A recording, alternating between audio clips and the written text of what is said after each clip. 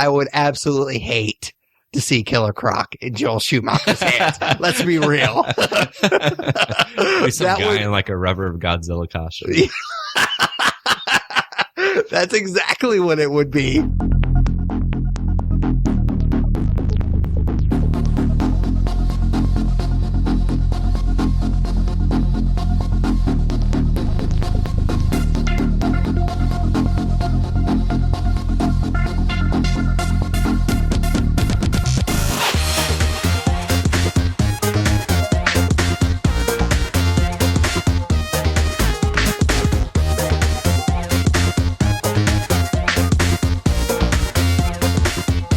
Hey guys, welcome to another episode of the Nerds You're Looking For podcast, a weekly nerd culture podcast that discusses the culture through various segments. My name, of course, is Patrick Kuhn, alongside my co-host, sidekick, that Tyler Hunt. How's it going, man? I'm not your fucking sidekick. Every time, you give me the exact same reaction to that. I know you said that. To get I just troll you. But I'm not going to let it go. I'm not going to let people think I'm the sidekick. All right, man. So it's... Great transition. So are you excited about your trip? Yeah. I'm going to Disney World in like 48 hours, so I'm looking forward to it. The next couple of episodes are going to be kind of weird because we're actually recording this on a Friday night. We just went and saw the Green Inferno, and we're going to be talking about that later in the episode. And then we're actually going to record next week's episode tomorrow, so it's going to be a little weird. I think we're going to forgo nerd news for both of these episodes because this episode, nerd news, is shitty, and then we don't expect too much to break tomorrow. So we're going to forgo that segment for the next couple of weeks. Hopefully some stuff kind of picks up between now and then because it's been slim pickings. Otherwise, we are going to have to reevaluate some of our topics. But other than that, the episodes should be about the same. We have an interesting new thing that we're going to try this episode in we're substituting a brand new, not really segment because we're not really planning on doing it again, but just something weird and fun that we think will be kind of interesting instead of nerd news. So we'll see how that goes. Yes, but we will. We start off each episode, if this is your first episode, with just kind of checking in with each other. We call it What We're Into. So, Tyler, what are you into this week? So this was a big week for TV. Yep. A lot of shows came back on the air after their hiatus throughout the late spring and summer. And one of those shows is Gotham. So yeah. Last season, you reviewed every single episode out of the 22 or 23 episodes of Gotham on the website. And so I know you're not doing that for the second season, so I just wanted to bring it coming back on the air. I actually was not the biggest fan of the first season of Gotham. I never finished the first season of Gotham. Oh, really? There were like 3 episodes that I didn't even finish. And, you know, a lot of stuff was said about what was going to be happening in season 2 between seasons as they were filming. Like, oh, we're going to do this and we're going to do that and we're going to make this better. And a lot of stories like that around the show. So I was like, I'll give it another shot. So I didn't watch all 3 episodes of the first season to get ready for it. I just watched the season finale and just to see what was going on, and it was shitty. And I was like, okay, well they hit some speed bumps in the first season. Maybe the second season is going to start off with a bang and be a lot better. And it wasn't. It was not any better, in my opinion. If anything, I wouldn't say it was worse by any means. It's just the same old, same old. Like, I guess you can't judge the entire season based on the first episode.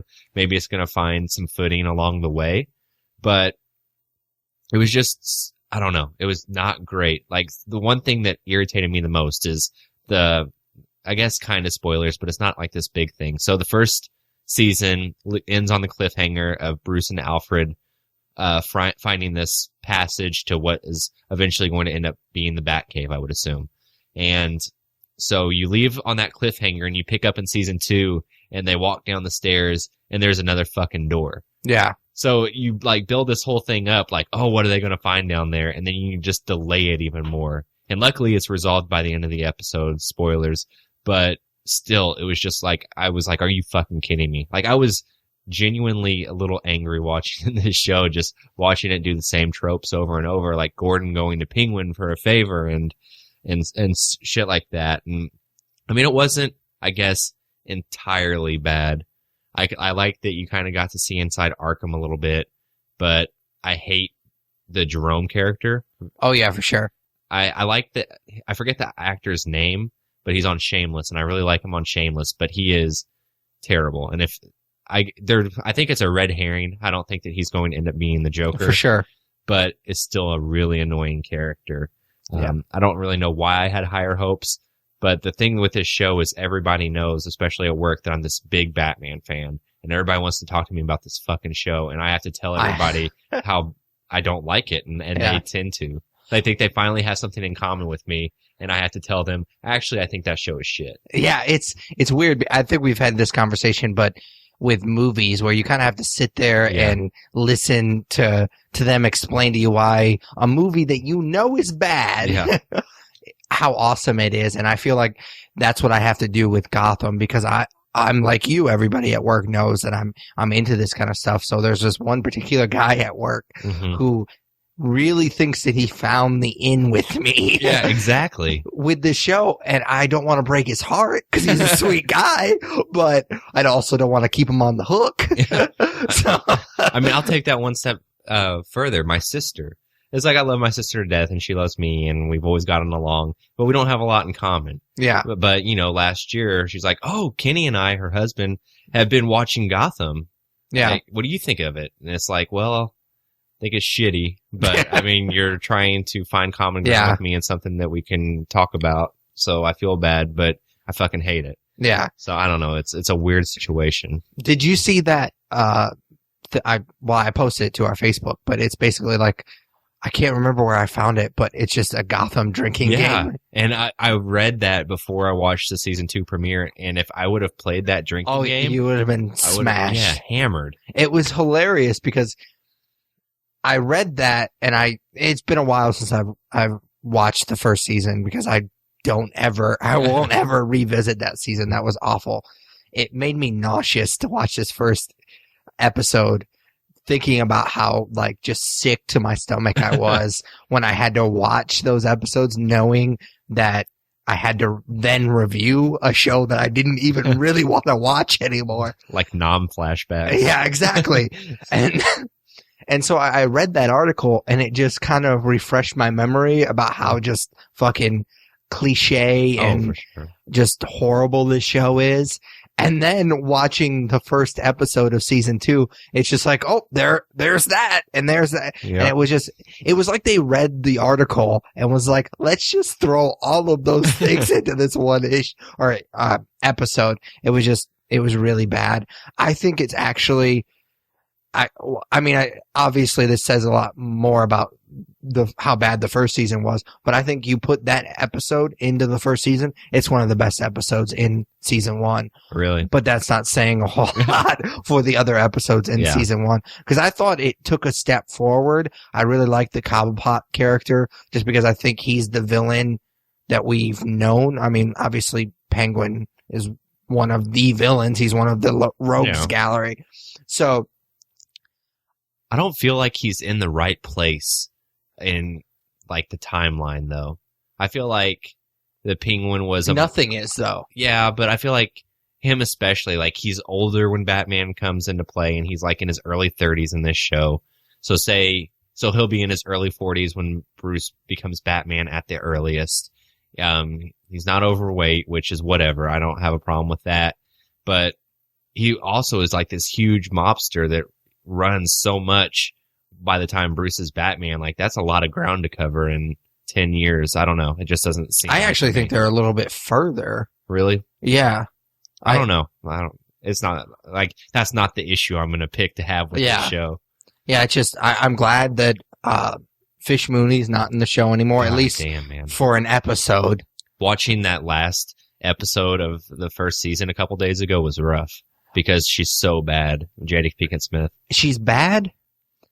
But then they never actually say that she's dead. I know that sucks. That's the worst part. I mean, she's come out and said that she's not going to be in the second season, but that doesn't mean she's not going to be in the third season. Oh yeah, though I knew that she was killed off kind of, and I didn't know how in the first season. Yeah. And so when I watched it, I was like, fuck, she's going to come back. Yeah, for sure. I mean, there's no way she won't. Unless enough people complained about her, that character and Jada Pinkett Smith's acting. Yeah, I'm sure they read all of my reviews. I literally got to the point where I said, I've wrote enough about how much I hate this character that I am not gonna keep writing. Like, I literally, this is it. I got like halfway through the season. I think one of my reviews, I'm just like, I'm done. I'm done right now. I'm just gonna pretend like it doesn't happen. Cause it was bad. I mean, she's just so over the top, and it was just, the whole storyline was stupid. And I mean, she's not a character in the mythos. So you knew that she was going to eventually, whether it was season 1, season 2, or season 3 or whatever, you knew eventually that she was going to go. And she was up against characters that we know that are in the Batman universe. So there was just no way that she was going to survive. And I just really hope that they're just done with her, even though they didn't really finish the storyline per se. I mean, they don't for sure, unless they find her dead body, they could always bring her back. But I'm glad, I'm relieved that A, she's not coming back. B, I decided that I'm not going to review this show anymore. I literally almost didn't watch it. Like, that's how I wouldn't have blamed you. I wasn't planning on watching it. I just decided last minute to. Yeah. I just kind of want to see where they're taking this Rise of the Villains or whatever they're calling it. They basically did it by making a Suicide Squad that's not a Suicide Squad, that's full of characters I don't give a shit about. Yeah. And why don't they have separate wings in Arkham? Yeah. Am I the only one that... No. I was like, Barbara would have been raped on the first day, right? Oh, yeah, for sure. She's she's in there. She's the only girl with all of these mentally insane men. Yeah. And they just lock them in like a little playpen, which was super weird. Yeah. And I don't know the actress that plays Barbara Gordon, but now that she's insane or whatever, she's she's just like extra terrible. Yeah. Like, I don't know. It's really bad. Yep. So that's Gotham. What are you into, man? Hopefully something more uplifting. Yeah. You guys probably already know this. Our listeners probably already know this, but that's kind of our thing. We like to tell you guys stuff that you already know. But the Emmys were, I guess, when this episode drops, they were a week from yesterday. Yeah. And Andy Samberg hosted, and I actually thought he did a decent job. I think the internet was kind of 50-50, but I mean, you're not going to make everybody happy. I was happy with what he did. He's kind of has a weird, silly kind of sense of humor. And I think that went through, with the writing and a lot of the bits. So I was happy with that. But there was one part in particular. He did this one joke, and trust me, it's going to lead into what I'm into. So just, stay with me. He made a joke about how he quoted the CEO of HBO, and he said that the CEO of HBO, I don't remember the guy's name, said that he didn't think that password sharing for their HBO Now service was a problem. And so Andy Samberg literally put up his username and password through his HBO Now. And he's like, this is 100% real. Here's my password and whatever. And I was just like, you know what? Not that I think Andy Samberg is a liar, but I want to see if this works. And so I downloaded the app and I signed in. It let me sign in, but because millions of people watch the Emmys, and I guess HBO Now has a rule that you can only stream on like a certain amount of devices can stream at one time, which makes sense. And since there's millions of people that watch the Emmys, like 0.01%, even if that many people that watched it tried it, obviously that probably puts you over that number. I don't know what that number is because it doesn't tell you. It just comes up with an error message saying that you're over your device limit or whatever it was. I posted a picture of it on Facebook, and I thought it was really cool that it was actually real. But I was just like, for shits and giggles, I was just like, you know what? I'll try it tomorrow. See what's going on. Tried it tomorrow. Let me watch whatever I wanted to watch. You're shitting me. No. It was for sure real. And I was at work and I was just like, it gets kind of, there's ebb and flow at my job. And so there's a lot of time, a lot of downtime. I mean, I'm busy throughout the day, but there's certain points during the day where I'm kind of just, there's nothing to do. And so I have an iPhone 6 Plus, so I usually stream Netflix and stuff on my iPhone. I'll prop it up on my desk, my little kickstand, and I'm good to go. So at first I watched an episode of Hello Ladies, which is, I believe his name is Stephen Merchant, which is an English comedian that I've never actually seen any of his stuff, but I've seen him do interviews and stuff like that. And he was really funny. And I kind of liked his sense of humor, at least the little that I'd seen. And so I watched an episode of that. And it was funny, but it wasn't, I didn't really get into it. So I was like, I don't know how long this is going to last, this free HBO. So I was like, well, I should spend this time watching something that I've really been trying to get into, and that was VEEP. Yeah. That was a really long story to tell you that I finally started watching VEEP. I got through, I think, like 3-4 episodes of the first season that day at work. And then I'll get into why I stopped after episode 3. But I watched VEEP, and it is as advertised because everybody loves it. It's an award season darling. Yeah. It cleaned up at this year's Emmys, and it's well deserved. It kind of reminds me of, and this is kind of obviously an easy comparison, but it reminds me it's a funny version of House of Cards, which is a show that I've talked about before on the podcast. It's really great. I love how it shows you kind of the backdoor deals and whatnot that politicians have to go through just to get anything passed, and kind of the backstabbing and whatnot. And there's a lot of that satire in VEEP, but they just kind of, obviously, with much more humorous spin. Obviously, if you could say that House of Cards is a comedy, it's definitely a dark comedy. But not House of Cards, VEEP is much more kind of in your face, obviously, comedy. And it's just funny. Everybody in it is just great. I love, God damn it, what is her name? Julia Louis-Dreyfus. Yes. I knew that there was 3. She's the female hyphen. She's fantastic. I'm a huge Seinfeld fan. I love her character in the show, how there's such a huge difference between her public persona and her private, and how she just curses but obviously in a news conference, she's the vice president. So she has to be very PC and very polite and all this stuff. And it's just hilarious how she goes back and forth. And I don't think I could do it because I'm used to using the F word all the time. And somebody that does that all the time, it would just slip out because that's just how I talk. Yeah. And so I don't know if I could do it, but the show's fantastic. It's as advertised. I was really happy after I watched those few episodes that they cleaned up, and I'm really looking forward to getting back into it, kind of coming back around to it eventually. The reason I didn't watch the rest of the first season was because some asshole changed the password. Because obviously I wasn't the only one that was using this. Yeah. Somebody went in and changed all the password, which is fine because I clicked remember sign on when I first set it up on my iPhone. So it kept letting me sign back in regardless of the password. I didn't have to keep putting it in. Well, that wasn't good enough for this dickhead. So he changed all the parental controls. So you couldn't watch anything that wasn't rated like G or whatever. So I couldn't watch anything else. And so I got frustrated after like a day of waiting for him to change it back.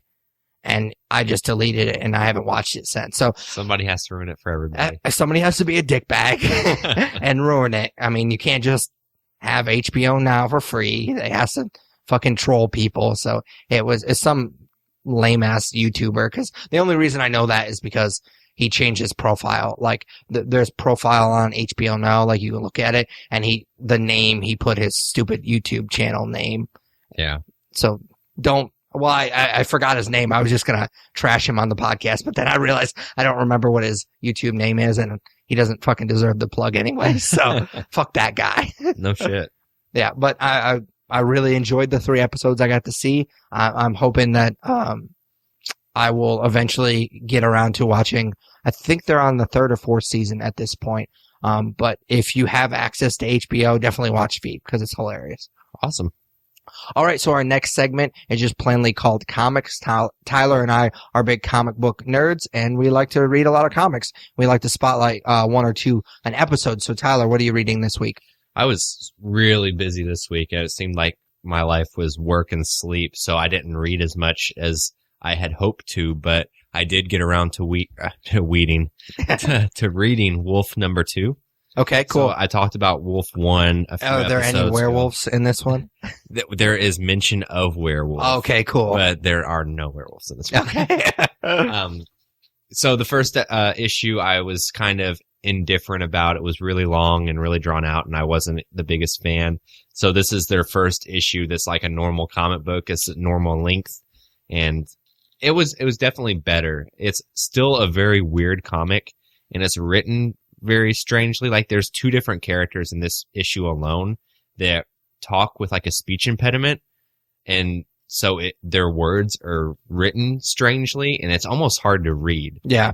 Like, one guy can't pronounce his R's, so instead of R's and everything he says, there's F's, and it's really weird. And then there's a vampire at the beginning who's almost, you can't barely tell what she says.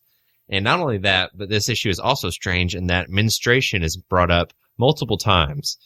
And sexy. I wasn't expecting that. And part of it had to do with the cliffhanger from issue 1. So it was it's a strange comic. It's definitely not for everybody. Does it attract bears? I don't know. It's a vampire's doing it. So who would win in a fight, a vampire or a bear? A vampire, right? Probably. All right. Well, like I said, I mean, it's pretty weird, and it's a little better. It's definitely still out there. But I don't know. I'm going to stick with it for a little bit longer just to get a better feel for it. There's a cool dynamic going on where there's a 13-year-old girl who's basically might be the Antichrist, and she's a sweet girl, and she's not a dick or anything. Yeah. And she's basically come to Wolf for help, and I don't know. He has a weird, I don't know if I mentioned this the first time I talked about this comic, but Wolf has this weird friend that has like tentacles. Yeah, you mentioned that. Because it looked like Davy Jones from Pirates of the Caribbean. I was going to say Davy Crockett, but that's a different guy. But they still have not explained why he looks like that, so I don't know. It's definitely out there, but Image Comics gives a lot of different creators an opportunity, and yeah, so for sure. The people that write Wolf are definitely taking that opportunity to publish things that you definitely wouldn't see at Marvel or DC. So I got to respect that. So I'm going to stick with it a few more issues and to see where it goes, I guess. Do you have the same problem? And I don't think that this is that drastic, like you were talking about. But do you have the same problem like when you read Thor? Because they do that weird lettering when he talks or she talks, I guess now. It's not as drastic as it sounds like it is in this book, but no, with Thor, I've had no problem with. It's a different type of English, but it's not anything that you have to decipher. Yeah. Like with this, it's almost like, especially with the guy whose R's are replaced with F's, it's almost like some words like you would normally just read over and know what it is. You almost have to decipher a little bit. And it's kind of annoying. So that's definitely a nitpick I have with this comic. All right, man. What comic are you reading? I'm going to bring up 2. They kind of tie in with each other because they're both Secret Wars tie-ins. Fuck yeah. Woo. Yeah. I'm going to talk about Battleworld number 4 and Tyler's favorite, The Infinity Gauntlet number 4. Oh, dude, you're still reading it? Yes, I'm still reading. I mean, I think I only have one issue left. I mean, I guess you're in the clear now. Yeah. So Battleworld, I don't know if you're reading this as well, Tyler, but no, I am not. Okay, cool. So you didn't chime in immediately, so I was just going to keep going. Battleworld's kind of cool. I really am digging it because it's not like a tie-in like the Infinity Gauntlet is an actual tie-in. It's a Secret Wars tie-in in the sense that it's just Secret Wars is just an excuse for these writers and these artists to tell kind of weird stories that they wouldn't be able to tell otherwise because it's not going to fucking matter in a few weeks. So they're just kind of little short stories. Like in the past, I think I might have mentioned this before. There's one short story where it's just like Wolverines are hunting each other. Well, in this issue, it's kind of like a Silver Surfer. There's two short Silver Surfer stories. There's way too many S's in that.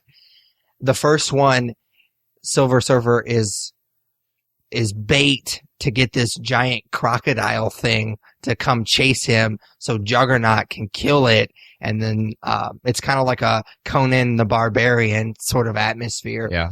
And Silver Surfer uses his portion of the kill to feed Galactus. And it's this weird. What the fuck did you just say? Yeah, it's weird, but it's interesting weird. Like the weird in a good way. Like yeah.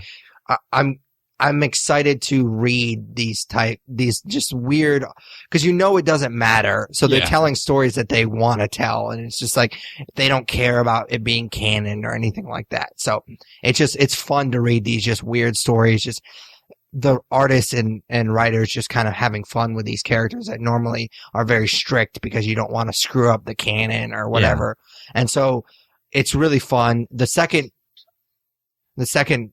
short story, again, is with Silver Surfer, and he's trying to get his board back from the Hulk. The Hulk has stolen it. It kind of has like a Thor, Odin in the first Thor movie, kind of like he has that vault with all these relics in it, and one of them is the Silver Surfer's board, and they have to duke it out, and he gets his board back. Spoiler alert. And I mean, it's just a fun issue to see those two duke it out, and that's pretty much it. That's the whole issue. Is just they're just these short stories that don't really mean anything, but they're just kind of fun because you get to see the writers and artists kind of just have fun with these characters that usually have to be really strict with. So I really enjoy these Battleworld issues. So yeah, I mean, that's cool. There's actually there's a guy that I work with now. I work in a new location that I've only been at for about a month and a half, and he's really into comics as well, which is awesome because I've never really had somebody at work since you and I worked together that I could actually talk about comics and stuff with. And he's super into Secret Wars, and every week he's like, "Hey man, what'd you pick up?" And I tell him, he's like, "Oh, I picked up 6 issues, but it's all Secret Wars stuff." I'm like, "Oh man, we have this." There's a lot of tie-ins. Like they're really milking this Secret Wars thing. I don't read as much as I probably should or could. I just kind of read the main Secret Wars, and then Renew Your Vows, Infinity Gauntlet, Battleworld. I think that's it. I did end up finishing Renew Your Vows, and I mean, I've talked about how much I loved it numerous times, and it really finishes strong. Oh yeah, for sure. I think it was either issue 3 or 4. It was like one of my favorite Spider-Man moments of all time. It was really cool. Yeah, it's good stuff. So the second comic, obviously, is the Infinity Gauntlet number 4. And I have bashed this comic the last few times I've talked about it on the podcast. I really enjoyed issue 1. It was really cool, kind of like a Walking Dead post-apocalyptic Marvel comic, and I really liked how it revolved around this family trying to survive in this post-apocalyptic world. It got away from that pretty much completely in the second and third issue, and the third issue was weird because there was time travel involved, and it was kind of boring too. So issue 4 is definitely not boring. It's very action packed. There's the Guardians, Galaxy are there. Thanos is there. There's families there, and they're trying to track down all these Infinity Stones. And there's a lot more action, but it's really chaotic because there's a lot of characters involved. And I mean, I've read comics for a while. I'm a huge comic book nerd. I think that if you had handed this to somebody that had never read comics before and is used to reading just regular books, because you have to read comic books a different way, I think they would have been completely lost, because I was kind of lost, because it's really hard to follow. It's one of those comics I would suggest you read on like the Comixology app, because I've talked about this before, where if you tap it, it will kind of take you where you're supposed to go. And I think that would have really helped in this one, because it was really, really there was a lot of stuff going on. I mean, it was action packed, which is good because I've complained in past issues that it was kind of boring. So that was good, but there was just way too much going on. And then the Thanos storyline, I've complained in the past that they don't really give him a whole lot to do because he's such a powerful villain. They kind of just tease him a lot. Yeah. Well, in this issue, he did more, but his storyline just doesn't make sense to me. Like in 3, he goes back, he uses the time stone to go back in time to kind of build trust with this family. So eventually he can kill them and take the Infinity Gauntlet. Well, he's following with them, he's traveling with them, and they go and find this other Infinity Stone. This isn't the last stone. Yeah. But after they get it, he just decides to take it. There's still like 2 stones down, though, to filling the Infinity Gauntlet. Why the hell if that was the plan to find all of these stones, then why do you, blow your load 2 stones early? I don't it doesn't make any sense to me. Did I miss something? I don't get it. I mean, this issue is much more action-packed, but it doesn't make a whole lot of sense to me. Yeah, I mean, I guess he just had a lot of pent-up aggression. I guess. Couldn't finish out. Yeah, I don't know. It didn't make a whole lot of sense. I mean, the idea that he would need this family, being that he's such this kind of like the ultimate villain. Yeah. He's godlike in the Marvel universe. The thought that he needed this family to begin with kind of baffled me in issue 3. And then in I buy into his plan. Maybe it's just easier to have them come with him and find these stones together. But then if you're going to do that, why would you wait? Or why wouldn't you wait until you had all of them to show your true self or whatever? It just really bothered me that it just doesn't make any sense. I mean, that could be said for pretty much, it sounds like this whole run of this comic doesn't really make any sense. No. Like why it exists. No, it's pretty stupid. And it's kind of a shame because we've talked about this before in the past where the comics and the movies don't line up. But, and I talked a lot about this when I talked about the Ant-Man comic. Yeah, the comic and the movie don't line up exactly. But they released the Ant-Man comic a few months, or maybe it was even 6 months earlier than the movie came out. And I kind of praised the tone of the comic book. And then when I saw the movie, I kind of liked how they matched. Obviously, the whole plot line doesn't match up, but I liked how the tone of the book did in the movie. Why would you introduce the Infinity Gauntlet, this comic book, if it's not going to have some effect? Because that's what's happening in the Marvel Cinematic Universe. This is what we're getting to. Yeah. And if this is what we're getting to, oh my God, I just wasted 20 years of my life. I think it almost sounds like, or at least this was the impression I got with the first issue, since it had nothing to do with the Infinity Gauntlet, it was almost like a cash grab with the name. And it sounds like it got more into the stones and the gauntlet, and that's fair. But, the Infinity Gauntlet's also a classic storyline from Marvel that they will be basing the movies on, and they know people are interested, so they put out this limited run and know it's going to sell. Yeah. That's the impression I get, but maybe I'm just being a little pessimistic about it. Yeah, for sure. All right, man. All right, so our next segment, like I said, where we're going to do something a little bit funky. We normally do nerd news. Tyler compiles all the latest nerd news. It's been really slim pickings lately. If you're a longtime listener, we've been kind of it's been hard for Tyler to compile some noteworthy news. So we're not even going to try this episode. We're just going to try something a little bit different. I teased it a little bit earlier in the episode. We talk a lot about comic book movies, obviously. We're big comic book and movie nerds. So we talk a lot about comic book movies. And most recently we bitched about Fantastic Four. And we thought there's these movies that are kind of known within, or I guess you would say they're notorious within nerd culture for being just bad. So we're going to take some of those movies today, and Tyler and I are going to just talk about what we would do, kind of pitch our ideas, what we would do to fix them. So we're going to do a couple, just see how it goes. And if this goes well, then maybe this becomes something that we do later on. We'll probably try to revisit if it's fun. So we're just gonna kind of test it out on this episode, see how it goes, and then we'll kind of play it by ear from there. So Tyler, what do you want to start with? I was going to ask you the same thing. So do you want to start chronologically with the earliest two?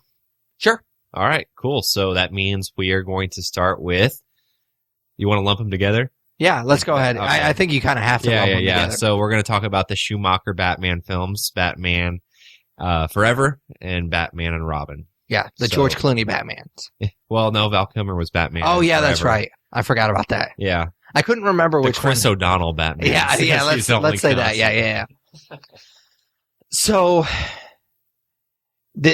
when we thought about this topic, I couldn't think, like, should we say, okay, well, here's what we would change about these movies. Like, I would switch this around. They wouldn't do that. They wouldn't do this. But I feel like with these movies, and at least one other movie that we're going to talk about, there's nothing to fix. I think you just kind of have to scrap this movie, or these two movies, really. I mean, the only thing that I can say about Batman Forever is the Jim Carrey Riddler. Given the material that he was presented, I think he was a pretty good goddamn Riddler. I don't know if I would put a goddamn in there. I mean, I think he was serviceable. But given the material that he was working with, I think some of the early stuff before he becomes full-blown Riddler is really good. Like him transitioning into the Riddler. For sure. I like that. I like whenever he's like Edward Nygma. It kind of reminded me of the Tim Burton Batman movies. Like, it almost had that darker tone to it. Yeah. That's fair. Yeah, I really appreciate that part. So I guess we're not scrapping the whole thing, but if I had to pick, I would still take Jim Carrey's Riddler and kind of set that aside, and I would still keep that. And in his defense, George Clooney wasn't the worst Batman. Val Kilmer was? Yes. Okay. Yeah, he didn't do a terrible job. I just think, as bad as Batman and Robin is, George Clooney's not the worst part. So, I mean, is there anything that you could say about those? Like, is there anything for you that you could salvage, or do you just say you're just going to say that we're going to scrap? Honestly, I could salvage, and you might laugh at me. So just with Forever, you could salvage the Robin storyline. No. With a different Robin, because I actually like Dick Grayson's arc. I like that his parents are killed in a circus. Like, that's classic Batman. Yeah, and I appreciate that they. Would you keep Two-Face in there? No. Well, you could keep Two-Face, but you get a different actor and you change the dialogue. Like, Tommy Lee Jones plays Two-Face like he's the Joker. Mm-hmm. Like, he's big. He Jada Pinkett Smiths it. And he thinks I'm in a comic book movie, so I have to be big and crazy and Jack Nicholson Joker. Yeah. And that's not who Two-Face is. Yeah. Two-Face is dual personalities and isn't a clown. You know, and that's what Tommy Lee Jones went with. So you could leave like the Riddler and Two-Face in it as the villains and probably make an okay movie. I don't know that those characters necessarily go together very well. No. But I mean, they made it. I don't know. It's salvageable if you do the characters right, I guess. I just don't think they mesh very well. No, they don't. Their ideology just don't match up very well. Yeah, I mean, I think Two-Face is the best when he's a supporting player, like in The Dark Knight. I don't know that you could make a movie where Two-Face is the only villain. Yeah. Unless you do. I don't know how much you've watched of Batman the Animated Series, but my favorite episodes. Not much. My favorite episodes are the episodes where Harvey Dent becomes Two-Face. Okay. Well, some of my favorite episodes are when Harvey Dent becomes Two-Face. It's very strong writing, and it's very strong character development. And if you did that in a movie nowadays, it'd probably seem a little lackluster. Yeah. Because we've seen The Dark Knight, where you can have Harvey Dent go through all of that character development, and then also have the Joker in it, which is very strong. So I think that if you leave Two-Face, you definitely have to have a supporting player. But you couldn't do the Joker anymore. They had already done the Joker. So are we acting like The Dark Knight has not happened? Yeah. Okay. We're back in the 90s. Yeah. Yes. Yeah. I mean, but we've seen it work, so our opinion is a little skewed. But yes, you can't use Joker because Tim Burton killed him off in 1989. Yeah. So I don't know, what villain would you replace the Riddler with, or would you replace Two-Face with? I wouldn't replace the Riddler. I would replace I would replace Two-Face for sure. Yeah. Like I said, that's one of the things in that movie that I like. I like Jim. I would keep, not only would I keep the Riddler, I would keep Jim Carrey as the Riddler. What about the Riddler with some muscle? What about like the Riddler with Killer Croc or Bane? Killer Croc would be cool. I don't. Can we just say that Joel Schumacher isn't doing this movie? Yeah, because I would absolutely hate to see Killer Croc in Joel Schumacher's hands. Let's be real. Some guy in like a rubber Godzilla costume. That's exactly what it would be. Yeah. Oh man, that would be awful. Yeah. This is a little off topic, but he was going to make another one with a scarecrow in it. Yeah. What would Joel Schumacher's scarecrow look like? Oh my God, it would be awful, man. I don't know, man. Yeah, it would. But yeah, I think that Killer Croc is such a hard character. I mean, I guess I don't know. It just like what I mean. Let's rewind a little bit. Yeah, who's doing this movie?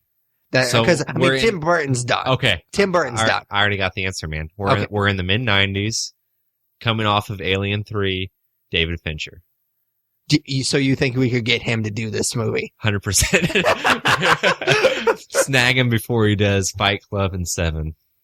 When did this movie come out? What year? I don't remember. I'll look it up. Okay, cool. Keep talking. But I don't think that he does. I don't think he does. Well, I mean, I guess Alien's not really. Obviously, Alien 3 is not a superhero movie, but it's kind of in that same area. It's superhero adjacent. Honestly, I was just trying to think of like the quintessential like 90s director to me. And this came out in 95, which was the same year as Seven. Okay, cool. So we could have put this on the table and David Fincher's saying, "Oh man, what we could do," and I don't know the studios, I'm just spitballing, but we could say we'd finance Seven if you did this Batman movie, because that's how it works. Oh yeah. For sure. You do a blockbuster and then you get to do your art film, which Seven is definitely an art film. So yeah.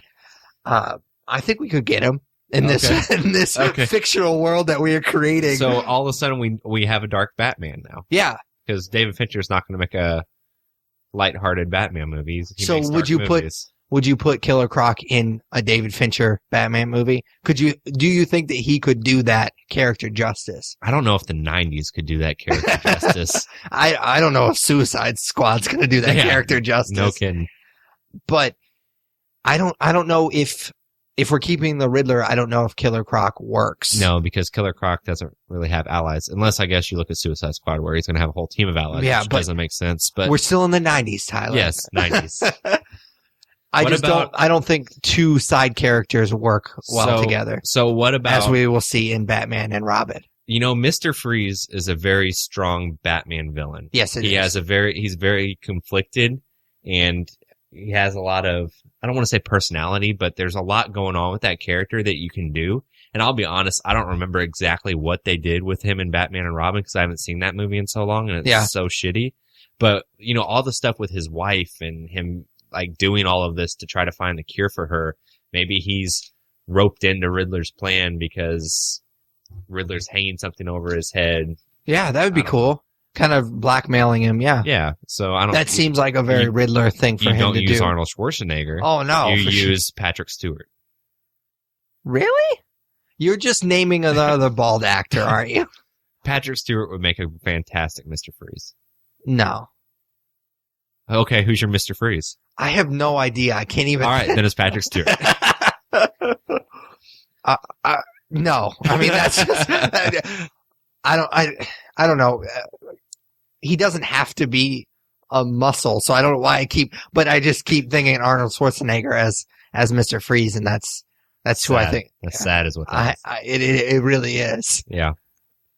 I don't know. I think I like that though. I mean, I like the. I think that could work. It just you don't make it silly with the one-liners in Batman and Robin. Oh yeah, you have to redo all of them. Yeah, I think you can. I mean, that character is pretty fucking silly, but I think you could make it. I think you could bring it down to earth. Yeah, easier than you could with maybe Killer Croc or Two-Face or another character. Yeah, the Riddler's plan can't involve reading minds either, because that's exactly what his plan was. I forgot that's really what that was. Yeah, he has that device that reads minds. Can I retract my keeping the Riddler in? No, I mean I forgot that maybe I just repressed that memory. You know what my biggest problem with Batman Forever was? Val Kilmer quits being Batman for a short period of time. I actually didn't mind that. See, Batman doesn't quit. But he does in the comic books. When? He stops being Batman. At what point? In Dark Knight Returns. He's old. He's not Batman. Yeah, but that's Frank Miller. That's different. That's not different. Not like, he didn't quit for love. Yeah, but the streets were cleaned up. The Joker's in a catatonic state, and then but he still quit. Then the mutants emerge, and he puts the cowl back on, even though he's old as shit. Yeah, he is old as shit. But that's what I'm saying. He quit being Batman for a little bit. So it's different, obviously. Yeah. Well, in this movie, then he quit for the wrong reasons. Yeah. He quit for Nicole Kidman. Yeah. Which. No. Yeah. No. Yeah. We're not keeping Nicole Kidman. No, fuck that. But I mean, I like that. I like the Riddler. And I like a darker, more down to earth Mr. Freeze. So I'm cool with that. Would you keep George Clooney as Batman? No. Well, I think that George Clooney could possibly do a dark Batman. Yeah. He's a good enough actor. I think he could pull it off. And I know it's probably hard to imagine that because all we can think about is... And you buff out those nipples. Yeah. You got to redo the Batman suit, too. Oh, yeah, for sure. And the Batmobile. And, I mean, just all of it. Just a totally different artistic rendering of Gotham and Batman. Yeah. But I could see a David Fincher Batman, for sure. Yeah, and I would actually be excited about a David Fincher Batman. Oh, yeah, for sure. If they announced that the next Batman solo movie was being directed by David Fincher, I'd be all for it. For sure. Okay. All right. So is that it for Batman Forever and Batman I don't know how much better we made it, but but in a sense, I mean, anything's better than what we got in the 90s. So going in chronological order, what's the next one? It would be Spider-Man 3. Okay. Well, we're probably skipping some shitty superhero movies. Oh yeah, for sure. We're only gonna do. I mean, we're not. We already picked 3. We're not saying that all of them were fantastic. No, I mean there could be. This could be a recurring segment. Very much so. So the next movie we're going to talk about is Spider-Man 3, which, unlike Batman Forever and Batman and Robin, I don't think you ultimately have to scrap this movie. No, not at all. There's a lot of little things, obviously, that I would get rid of. I'm not crazy about Tobey Maguire as I almost said as Batman, because we were just talking about Batman for the last 20 minutes, as Spider-Man. But if we're just talking about Spider-Man 3, obviously for the canon of these movies, you kind of have to keep Tobey Maguire as Spider-Man. Yeah. So I'm okay with that. I am not a huge Kristen Dunst fan, but again, you have to keep her. Yep.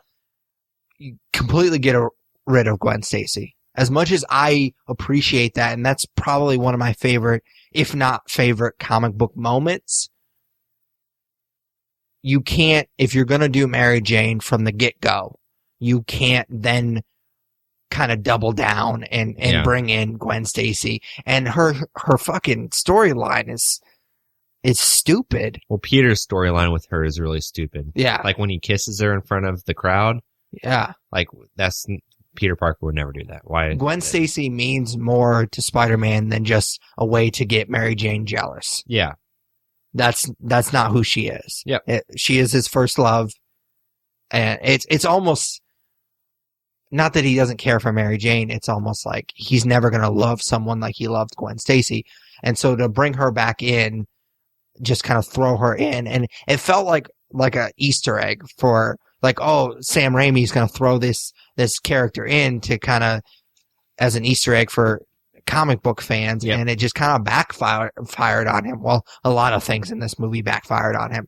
It made me angry. It was cool to see her and see it wasn't cool to see her. It was cool for me as a comic book nerd and kind of a hipster, pretentious douchebag that I was back when this movie came out. Was. That's touche.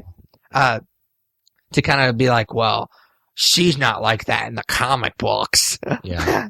And so, I liked that because I was a douchebag, but the actual, her character, her storyline was, yeah, that has to go.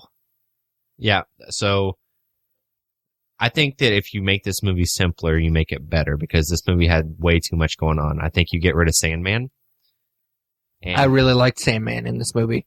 Oh, I fucking hated Sandman. And I fucking hate when movies do this, where you go back to something that you know happened in the first Spider-Man movie, that this crook kills Uncle Ben, and say, oh no, actually, it was Sandman that killed Uncle Ben. Yeah. Oh, like that's they do that cheap. a lot in Batman too. That's fucking cheap. What Batman? Well, it just everybody knows that it's Joe Chill. Oh yeah. But every once in a while they'll just kind of throw something else in there. Well, Gotham's doing that. Well, yeah, because Luke Gordon's supposed to be solving the Wayne's murders. Yeah, and then eventually they'll solve it, and it'll be some crazy twist. Yeah, but anyways, yes, that is irritating. But I like that Sandman's in it. Maybe his storyline needs to be tweaked, but I do appreciate that Sandman's in it. It sounds like we have different views on how this movie should be fixed. So why don't you go ahead and go? Well, the Gwen Stacy thing needs to be scrapped. I don't like Harry Osborn, James Franco. That needs to be gone. Okay. Just take it out. This movie's way too crowded. Yeah, exactly. I was super excited for the Venom stuff. And emo Peter Parker aside, I thought the Venom stuff was actually pretty cool. But there was too much going on in this movie. Way too much. I liked the Sandman stuff. Okay. So I think if you simplify this movie... Do you like the Sandman stuff as in, like, he's torn because his daughter's sick? Because that's fine. Yes. Or do you like the Sandman stuff where it turns out he killed Uncle Ben? No. Okay. That was stupid. Okay.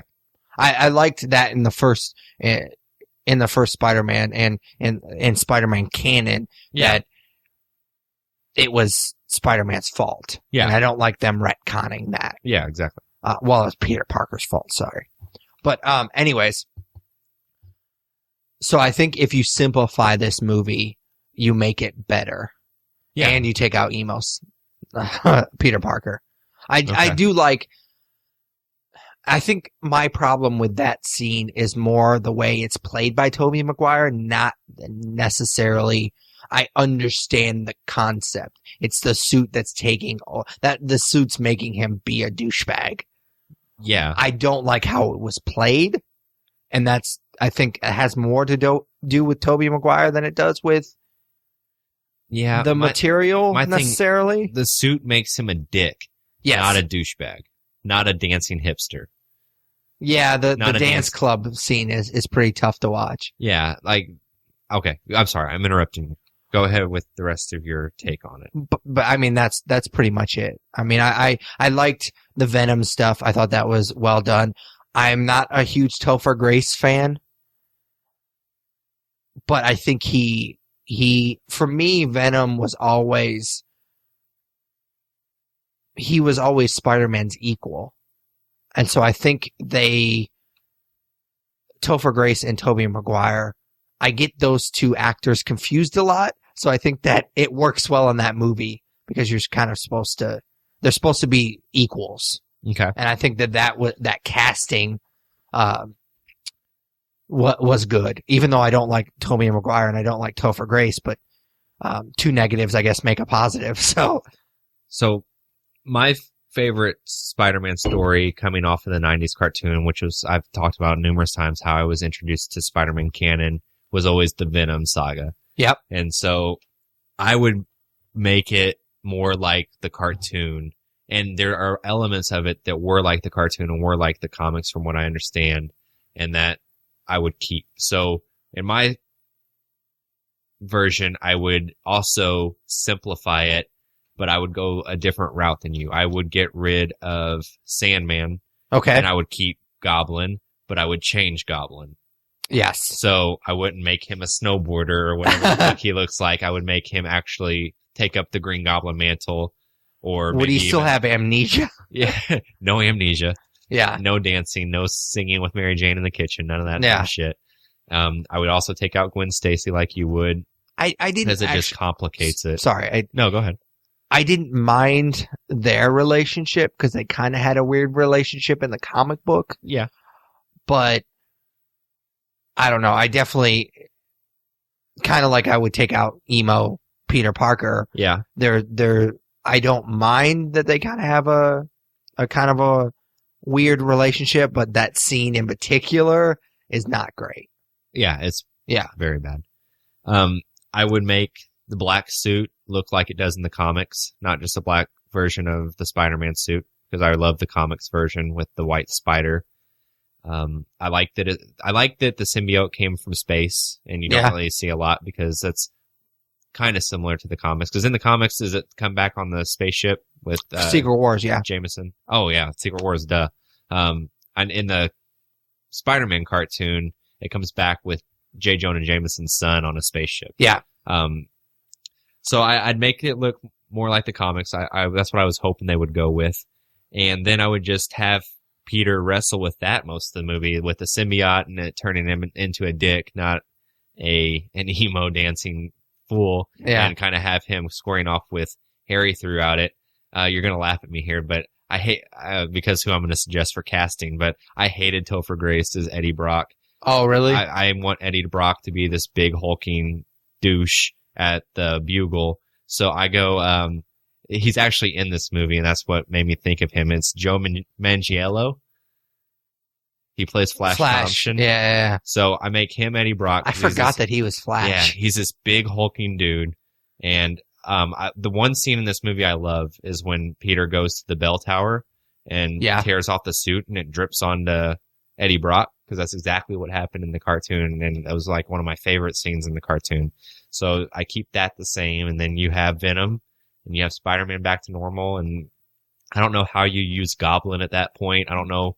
I don't really like that. I kind of like that they team up, I guess, and they're friends again, but then again, I kind of don't. So I don't know how you write him off at that point, because I'd rather just see Spider-Man and Venom one-on-one. Yeah. And but that's why I don't think you include it, because I don't see how you get away with that. Yeah, I mean, so I can see how you would keep Sandman in that regard, because Spider-Man has to have a villain that he's fighting with the black suit on. Yeah. And that villain has to be disposed of in some way, so that when Spider-Man takes the black suit off and it goes on to Eddie Brock and we have Venom, we understand how dangerous. Yeah, it's just Spider-Man and Venom at that point. So maybe you use like a lesser character and like a Shocker or that would be cool. I like Scorpion Shocker or somebody like that. Yeah, somebody that you can. Could you bring in? It's not lesser, mind you, but it would be cool to see Kraven. I would hate to just throw him in there because I love that character so much, but it would be cool to see him. Maybe you would do something like Kraven is hunting Spider-Man and Spider-Man's evading him and being the bigger man. And when he gets the suit, he just disposes of Kraven and that'd does be cool. Something that Spider-Man wouldn't do. Yeah. I think that Craven is a strong enough character to carry his own film, though. As much as I like him, and I would love to see that kind of last hunt Yeah. storyline, I don't see how they would make that a movie. Yeah. But I do love the character. I have a question for you, and it's a Shoot. little off topic, but who is your Mary Jane? Who would you cast as Mary Jane if you could recast? Obviously, we can't because this is the third film in this trilogy if we're staying with canon. But if you were making a Spider-Man movie, who's your Mary Jane? I don't know her name, and I don't really watch the show that much, but man, I have a crush on her. She is the redhead from Mad Men. Oh, God. Yeah. Look that up. She is smoking. And that's about it. I mean, I haven't watched Mad Men, but I mean, obviously it's Christina Hendricks. Sure. That name sounds familiar, but yeah. Wow. Wow. See, I don't know. I haven't thought about it. She has to be a redhead, by the way. Yeah, well, in that case, I would go with Karen Gillan. Oh, yeah. She was Nebula in Yeah, the Galaxy. I don't know. Smoking hot. Yeah. I mean, I was Mary making Jane, a joke because she's an alien in Guardians of the Galaxy. Oh. Well, to me, it's like Mary Jane is a model, right? She has to be smoking hot, and we sound like such nerds right now, right? Right? But I don't know. Like Kristen Dunst, I'm not like knocking her attractively. But the idea of this exercise is that we're picking up where 1 and 2 left off. Yeah. We're remaking 3. So Christian Dunst kind of has to, because if I'm recasting, I'm recasting fucking Spider-Man. Yeah, well, I was just curious who you would cast Yeah. as Mary Jane in a movie. Yeah. But okay, I think that pretty much does it for Spider-Man 3, right? Okay, so we got one more, and we're going kind of long, so we're gonna make this one a little bit quick because we still have our Green Inferno review. And this one, for me, it's just you gotta scrap almost all of it, and that is Green Lantern. Yeah, you scrap all of it. Yeah. I don't even remember much about that movie to begin with to say I would change this and that. I would, just real quick, I mean, again, we kind of have to move along, but I did want to touch on this a little bit. You get rid of Hal Jordan. It's Jon Stewart. You keep Mark Strong. Oh, yeah. You just, I don't mind the other Green Lanterns in this movie. I didn't think that was done horribly. The villain, the B villain, because Mark Strong, spoiler alert for a terrible movie that came out like 6 years ago, is the real villain in this movie. And I actually liked how they did that. Yeah. I mean, it wasn't perfect, but as far as this movie's concerned, it was actually pretty decent. That first villain was fucking stupid. I'm not Which one? I'm not well versed. Parallax or the fucking cloud monster. Okay, Parallax. Yeah, that was fucking stupid. Yeah. That was really I mean, I'm not versed in Green Lantern. It's DC Comics for me, if I'm being real honest, is I know some Constantine, some Swamp Thing, but for most part it's Batman and some Superman. So for me, Green Lantern, I don't really know a whole lot. But for me, I'd rather see Jon Stewart just because we have so many white superheroes. So it'd be kind of cool to see something different. And for me, the Ryan Reynolds Green Lantern, it leaves a bad taste in my mouth. So I want to see something different. Okay. And I really liked Mark Strong. And that's about it. I mean, I'll keep it very, very simple. Like, you get rid of Parallax, you get rid of Peter Skarsgård's character, you make the villain Sinestro with Mark Strong. I think that it's fine to keep Hal Jordan. I could go Jon Stewart too. Either way, you got to recast. And then you give it more of a Guardians of the Galaxy vibe. For sure. Which is not fair to say because Guardians of the Galaxy wasn't even probably being thought of whenever Green Lantern came out. But you give it that kind of feel and maybe mixed it with a Star Wars feel a little bit and you have a better movie. All right. And cool. I don't know how you get that feel. Yeah. I'm not a filmmaker, but I think that's the vibe you go for. And I think this is kind of unique, and I know they're talking about doing it. And we can be done after I make this last point. But they dropped the ball so hard on this movie because they have a universe. They could go off and there could be different Green Lanterns because there are. Yeah. And you automatically, just with making a good first movie, you already have a universe to expand on. Oh, for sure. Just the concept alone. And it frustrates me that they didn't do a good enough job. Not that I'm a huge fan of the character, but it could have been really cool and they just completely dropped the ball. Well, that would have been nerd news. So we were just now finishing up nerd news. I liked that. That was fun. Yeah, I liked it. Yeah, for sure. So our next segment is the main topic. It changes from episode to episode. Like we mentioned before, we're going to review the Green Inferno, the new Eli Roth movie. We've been talking about this periodically on a few episodes, and it just now got a wide release. I think it also had a digital release, if I'm not mistaken. And we went and saw it just like a couple hours ago. Yeah. So this should be kind of brief because I don't have my normal notes. Because we usually like to see a movie, then let it digest for at least a night and then review it. So this is kind of off the cuff sort of review. But, yeah, so we're going to review, the Green Inferno. I'll just kind of give a just impromptu, synopsis as I always do. Green Inferno is a movie about a group of would-be activists who trek off to the Amazon to stop a long-lost tribe from being destroyed, and they get more than they're bargained for. They bargain for. I literally just made that off the top of my head, and I couldn't spit off the words, so I apologize for that. But yeah, that's pretty much what it's about, with trying to be as vague as possible. Normally, when we do these reviews, we'll give our broad strokes. So Tyler, what'd you kind of think of it in general terms? I don't know that there's a lot. Like, this movie's not very complex. No. It's pretty straightforward, and it has one point, and that point is to get you to the end where shit gets disturbing and gross. Yeah. And just like a lot of Eli Roth's he doesn't have a ton of films, but just like Eli Roth's other work. So, I don't know. This movie, it seems like they went to a lot of trouble to make it. And I don't know that that was necessary. I don't know that this movie is necessary. I heard something, and I'm probably completely wrong on that, but he said something like they went further than anyone's ever gone to film a movie or something like that. So, like, when you watch the trailer for this movie, it says it's featuring this tribe that had never been photographed or filmed by Western civilization.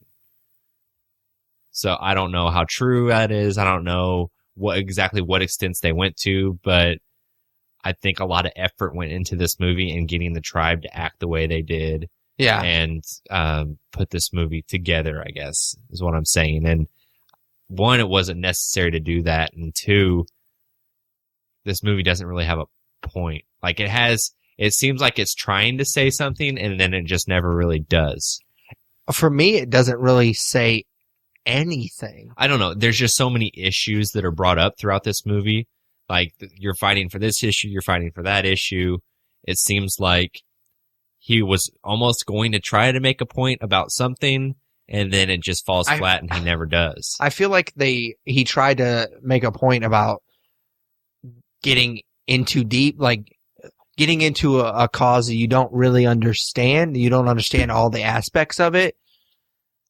Because she really, I mean, it seemed like a course of a couple of days. She's just a regular college student, and all of a sudden she's in this really just full on into this group, and then they just fly to Peru. They don't, I mean, they went to Peru, right? Yeah, that's what, okay. I couldn't remember if that's where I thought they went. I think it was actually filmed in Chile, but, tomato. Anyways. I feel like that was the point that he was making, but he kind of already made that point in Hostel, right? It was kind of the similar theme, right? I think, yeah. I mean, obviously you can make the lazy comparison between those two movies because they're both of them are torture porn. But yeah.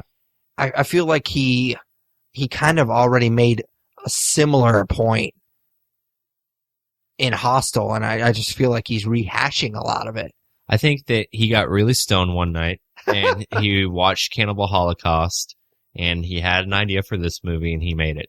Because we talked a little bit earlier, and I know you've never seen Cannibal Holocaust, but this is definitely 100% a homage to that movie, and how crazy that movie was for its time, and how it's still revered as like this taboo movie that existed. And I know that movie got a lot of shit when it came out because people thought that it was a documentary, and it wasn't. And there's a lot of gross shit that happens in that movie. So I actually.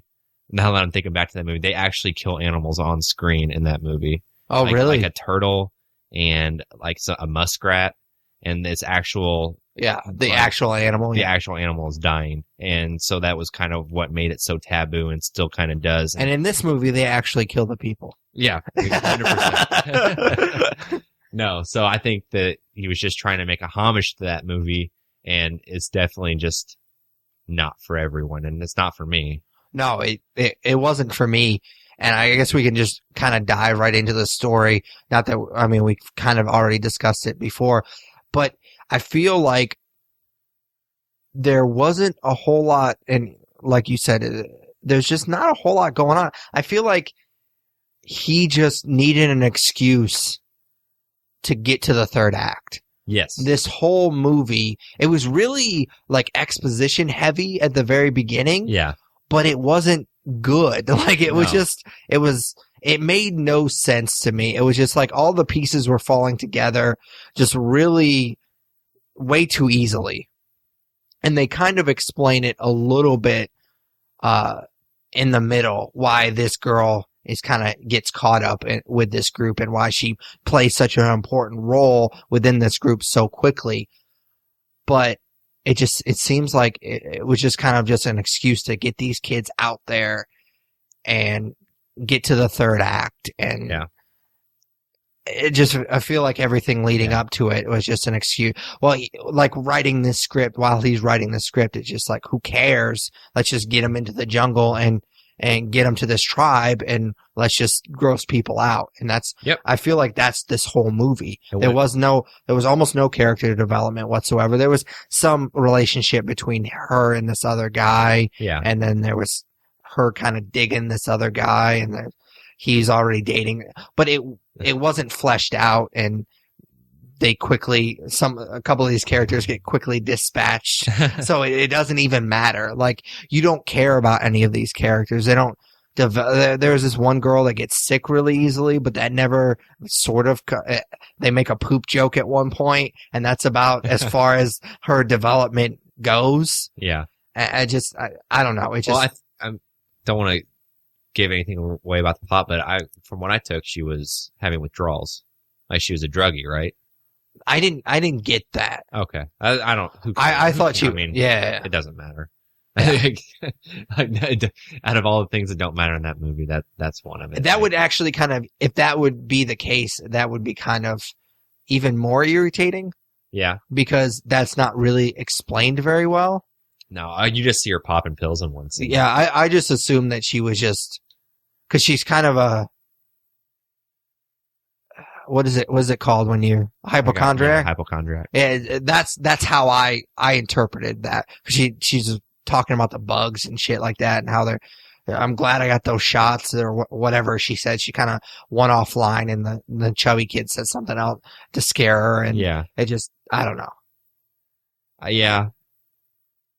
I don't know, man. And there is a post-credits scene, and obviously we won't spoil that, but I feel like he wants to make another one. No way, he won't. This film barely got made. Yeah, this got pushed back a year. This was supposed to come out last September. Yeah, I mean, there was a decent amount of people for this movie. I was surprised. Yeah, in the theater, I assumed that we were going to be by ourselves. Yeah, and not as many people left as I thought they would. Yeah. Okay, so while we're on that subject, yes, like, this has to be said.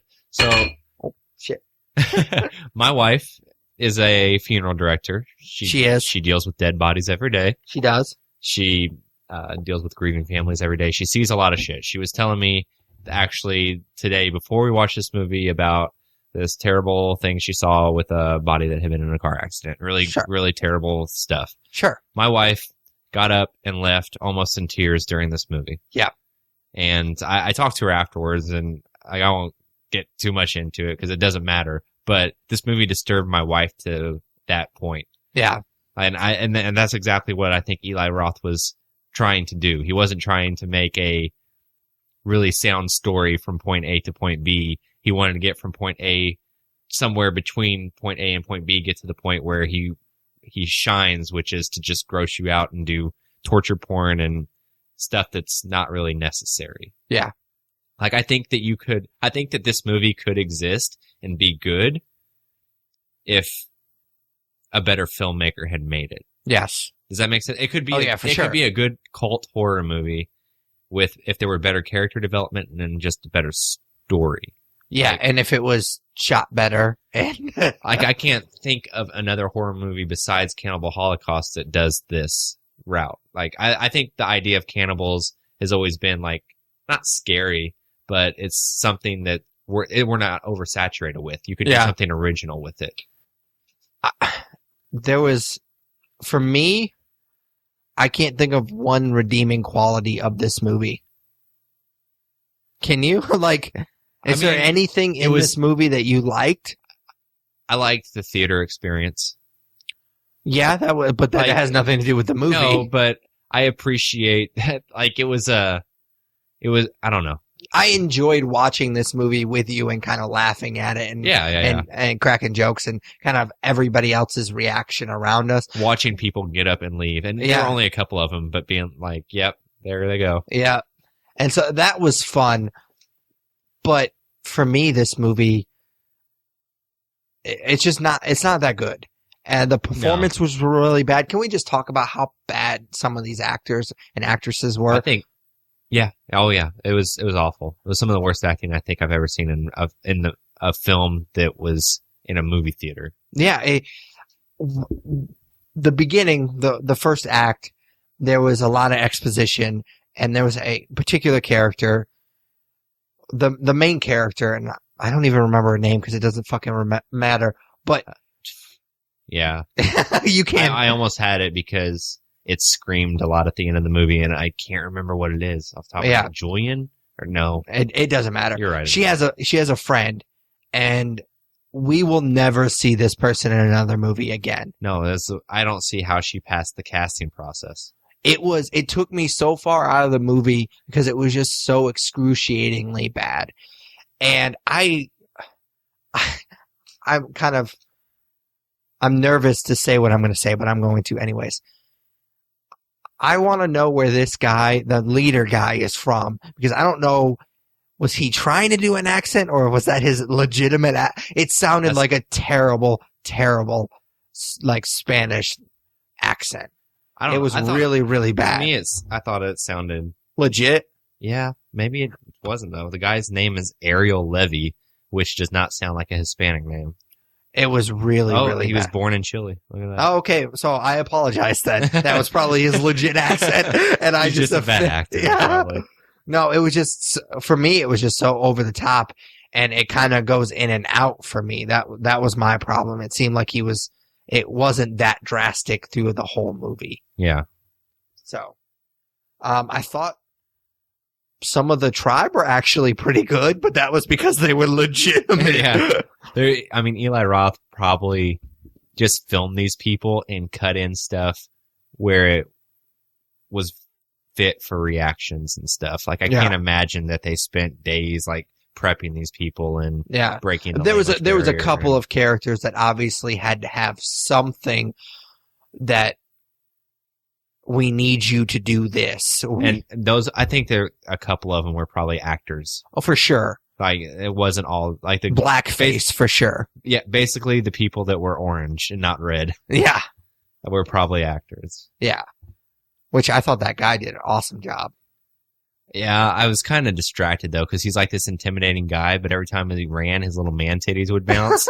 I'm like, that's kind of funny. That's not really like I wouldn't be intimidated by him, and he's got little man titties. Yeah. Were you grossed out at any point? That to be honest with you, all of the other things that we've set aside, this movie is meant to gross you out. Yes. were you even grossed out? I was not. Okay, so I don't want to give anything away. Like, obviously, it's no secret. People like, die in this movie. People die in gruesome ways, and this tribe is cannibalistic. Yeah, like it's not all of the characters make it out alive. Yeah, I don't think that's too much of a spoiler. So none of what is alluded to with cannibalism grossed me out, but there were things that happened with the main character and a couple of the other characters that made me cringe. Yeah, it was awkward, but it didn't really necessarily gross me out because they planted something way early in the first act that I knew as soon as they got to the jungle that this was going to happen. Oh, for sure. I had kind of prepared myself. But as far as the cannibalism, it's not spoiler because like I just said, characters die in this movie. They're chopping up a character at one point, and it was so fake. Yeah. It was awful fake. 100%. And so I was at one point, while everyone else was grossed out, I was laughing at how bad it looked. Yeah.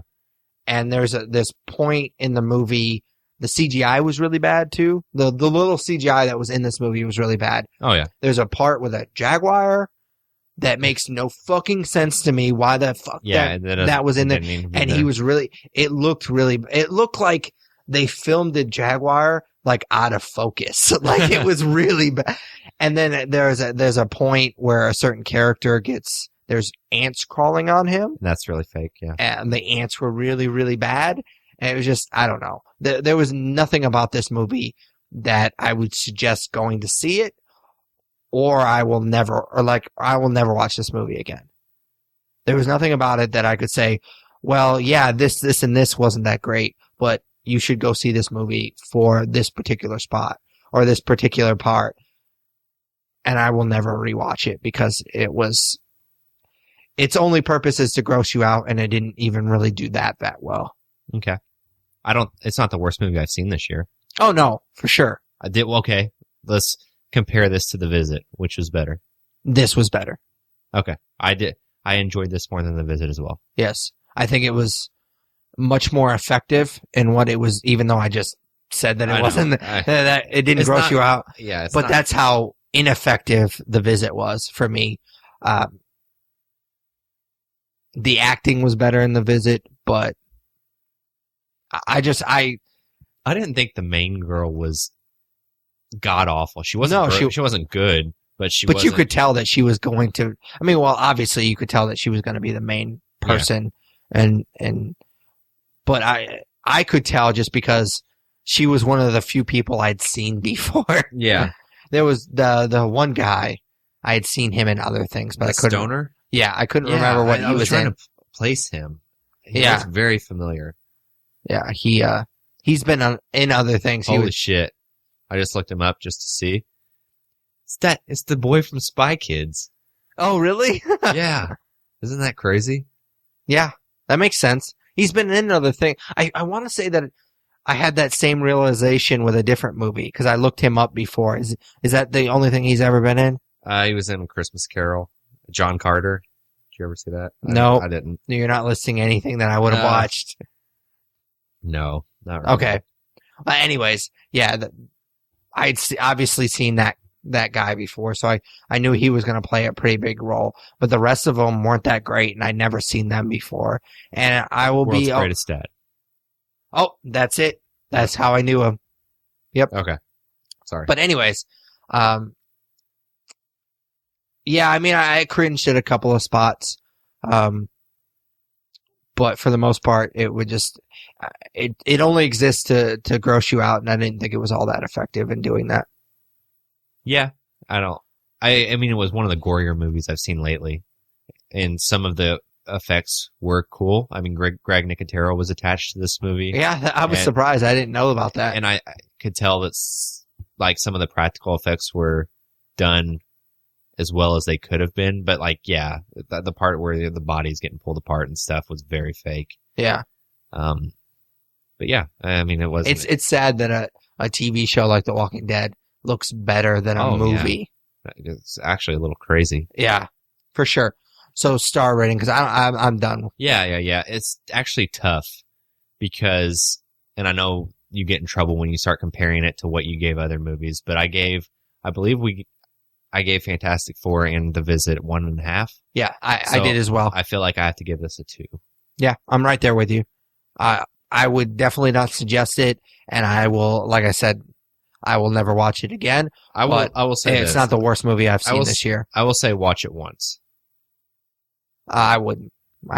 I mean, you might not recommend. If you're a horror fan, how about this? If you're a horror fan, I suggest you watch it once and be done with it. Okay. Our last segment is Nerd Favorite. Didn't really prepare anything.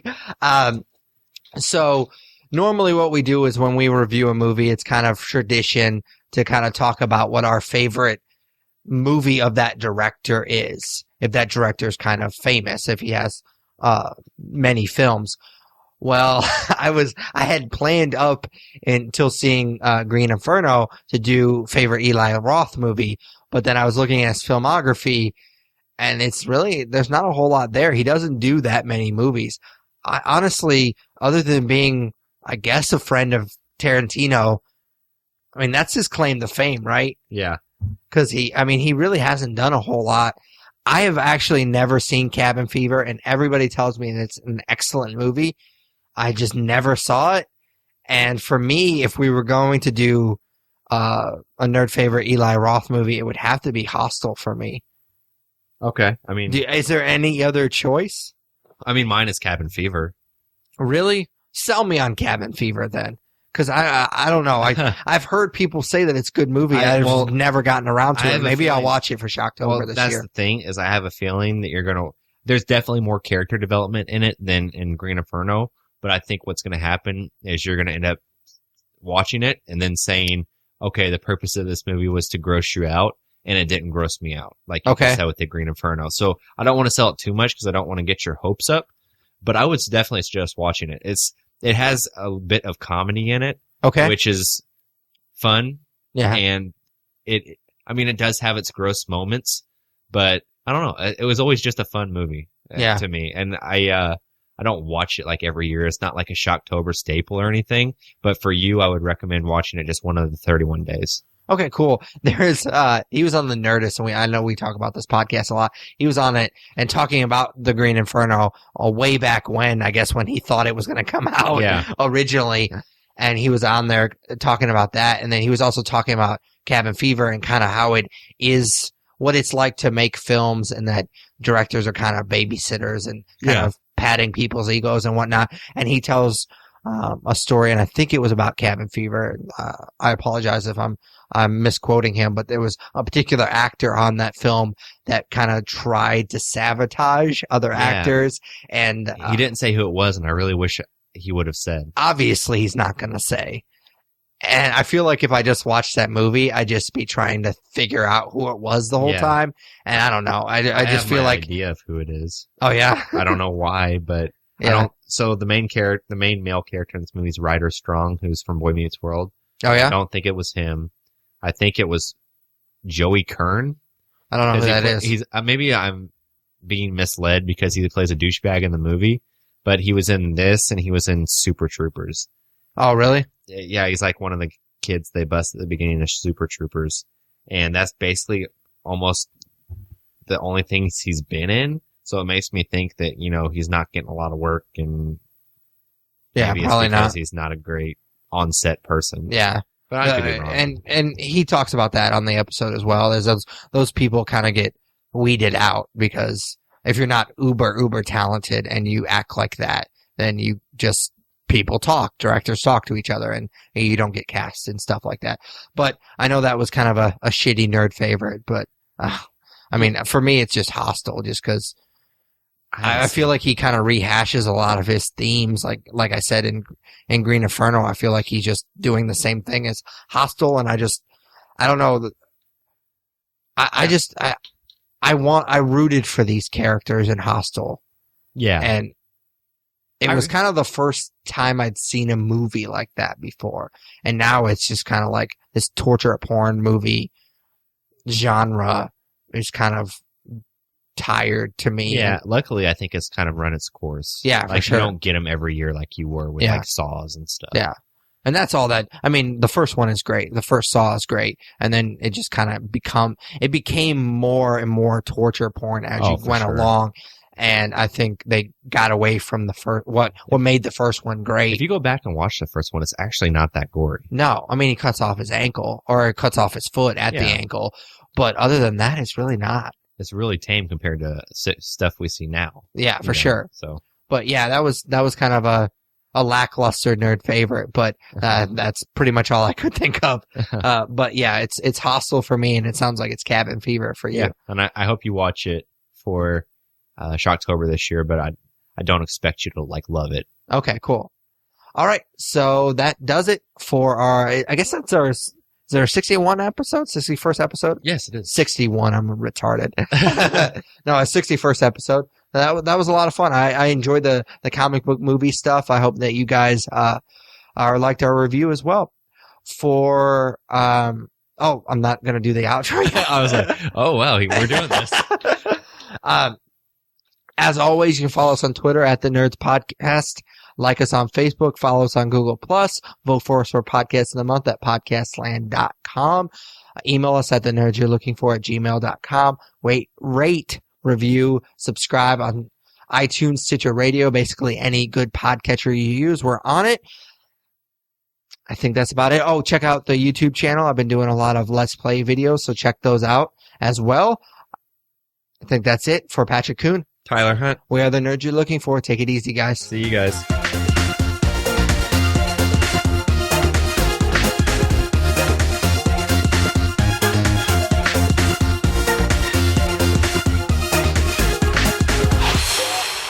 All right, say something else into your mic.